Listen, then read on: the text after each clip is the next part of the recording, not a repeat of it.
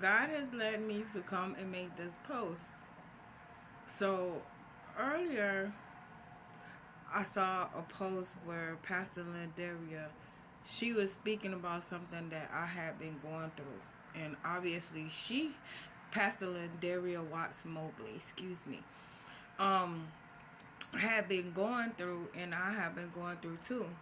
And when you think people ain't going through the same things that you're going through or something similar to what you're going through, you would be sadly mistaken because, listen, God's chosen people are, the warfare be crazy with us. But anyway, she has said she was praying that she wanted to get it right, to do it right, whatever. Basically, to be perfect. And God had told her, if you were perfect, what use would I have of you? Listen, that post has been all up and through my spirit. And I just got finished journaling, and in my journaling, God has me praying for my husband, my kingdom husband. And you're watching me. I didn't know you were watching me. I mean, I had an idea or inkling that you had been watching me, but it has been made perfectly clear that you're watching me. And you need to know you do not have to be afraid to reach out to me, because anything that you have done in the past, it's already forgiven. It's done with. It's over with. The past, neither one of us can go back to. What we can do is move forward in the future that we have together now. You are so forgiven. You're forgiven by God, and you're forgiven by me. And I will not be holding nothing against you, because who am I to hold something against you that you did so many years ago? You are so forgiven. I really want you to know that. And I pray for you. I pray for you always. God had me listen to love songs yesterday. He had me type in the YouTube love songs for people who are getting back together. And so many songs popped up, and there's like this thing where DJs have a mix of music, and I was just sitting here listening to one yesterday, and I was singing my heart out. And I don't even know if your Facebook page, if you still got that same Facebook page, but there's a picture of you and a woman on that page, and then there's two other pictures of you by yourself. So I took the picture of you and the woman, and I blew it up on my phone, which made her face disappear out the picture. And I sat and I looked at your picture, and I began to cry tears, because for some reason in that picture I could see hurt and pain in your eyes. And it broke me down, and I began to pray for you. And then I took that picture down, and I took the other picture of you in a blue shirt, and I blew that picture up. And God told me to save that picture. I blew the picture up on my phone, and then I went and I saved that picture to my phone.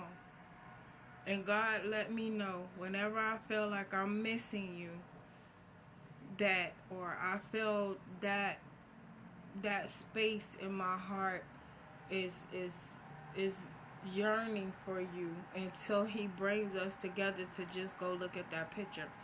But what I want you to know, because that message that Pastor Lindaria Watts Mobley had did, is sitting so heavy in my spirit, because you need to know as well. If God wanted you to be perfect, what good would you be of Him if you were so perfect?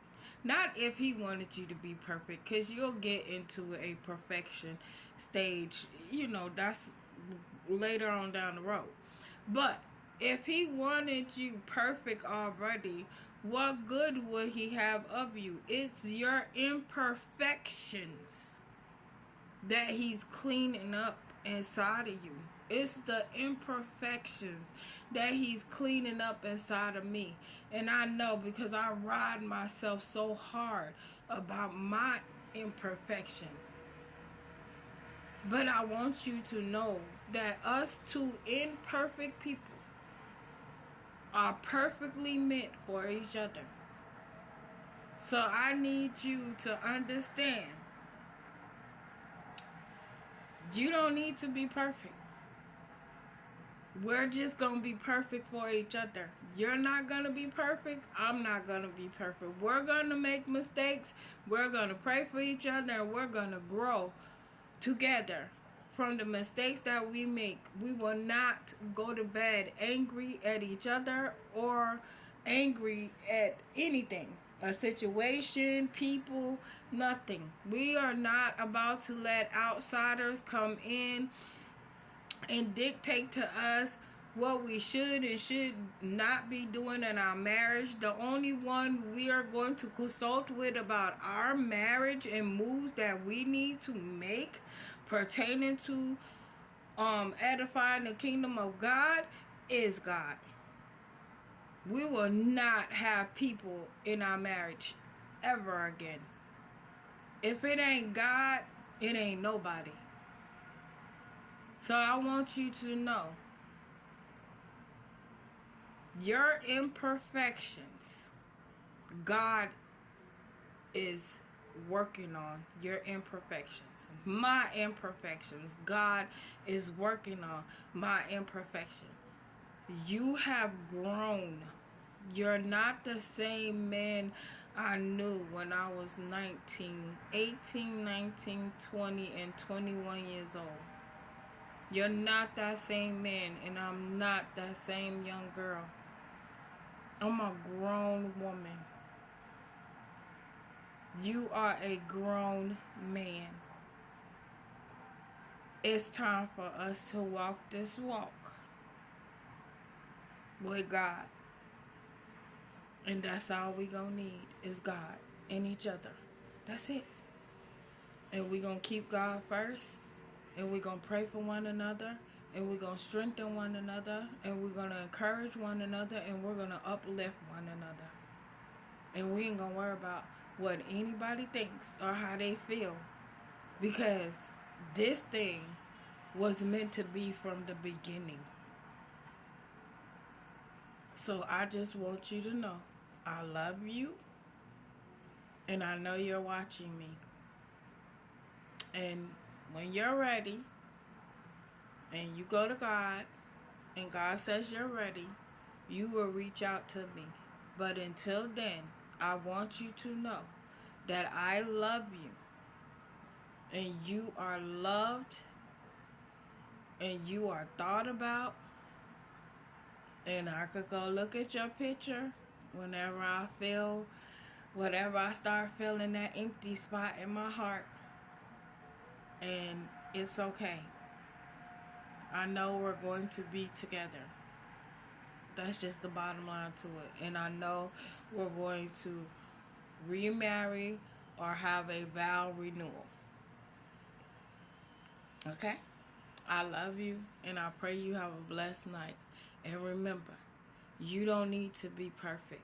Because if you're perfect, what use does God have of you? It's okay that you're imperfect, because I love the imperfect you.